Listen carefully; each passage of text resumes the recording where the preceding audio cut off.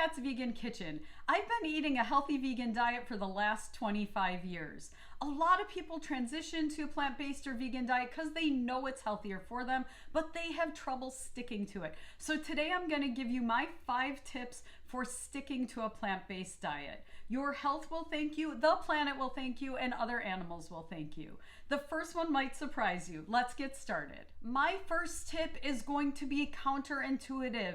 Transition to a plant-based diet slowly. The standard American diet is much different than a plant-based diet. So if you're going to transition to a plant-based diet and stick to it, I suggest maybe starting by doing 3 or 4 days a week of plant-based diet and allowing the other times to eat your traditional standard American diet, and then maybe increasing 1 day a week.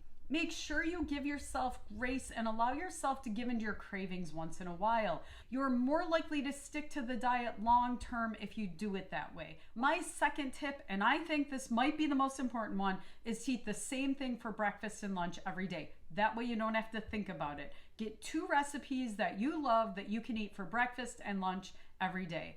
The first breakfast that I eat almost every day is Ezekiel toast. It's Ezekiel bread with a plant-based butter or maybe some avocado and nutritional yeast. This simple breakfast that I can make in 2 minutes has 15 grams of protein, and it's light and it keeps me fueled throughout the day. My second favorite breakfast is this mocha chocolate smoothie. It feels like dessert. It feels like I'm cheating. It combines my coffee and my chocolate, but it's low in sugar and super high in protein.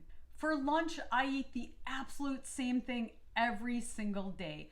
I make a big salad and it lasts me throughout the week. In this video, I'll show you how to make a big salad loaded with protein and a bunch of different vegetables that's going to improve your microbiome. It's loaded with fiber and nutrients. It'll keep you full but not sluggish throughout the day.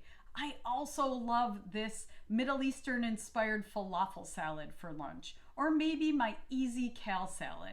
Tip 3, find vegan versions of the foods that you're used to and that you like. One example of this is my traditional Italian meatball recipe. For years, I really didn't make meatballs because I couldn't get them to taste like my grandma or aunt's recipes. But this vegan meatball recipe is pretty darn good. I know that you don't want to eat a bunch of processed foods. That's why you're eating a plant-based diet. But sometimes eating a fake chicken nugget will just satisfy a craving you're having. And I know people say, well, it's processed, but don't forget much of the meat Americans consume is also processed and loaded with growth hormones and pesticides from what the animals are eating. Step 4, you have to learn to cook at home. I know this is a challenge, but once you start, you're not going to regret it. It is going to save you money and it is going to fuel your body and make you healthier. Food is medicine, and what we put in our body fuels our body and influences our health. Once you learn to cook, I think you're really going to enjoy it. My big suggestion, though, is that you go to the library or go to the bookstore and browse the cookbooks section.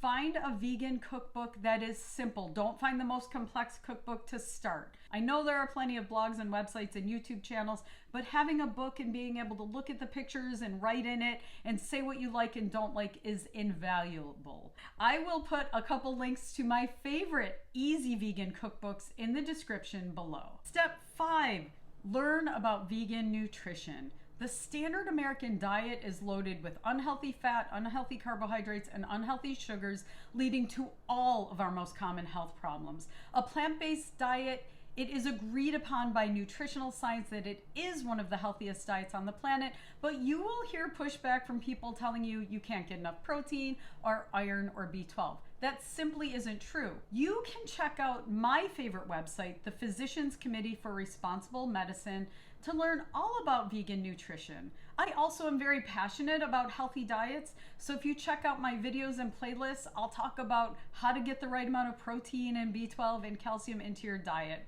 Remember, I've been doing this for 25 years and I haven't had a bad blood test yet. Changing your diet can be challenging, so remember to give yourself grace and be kind to yourself.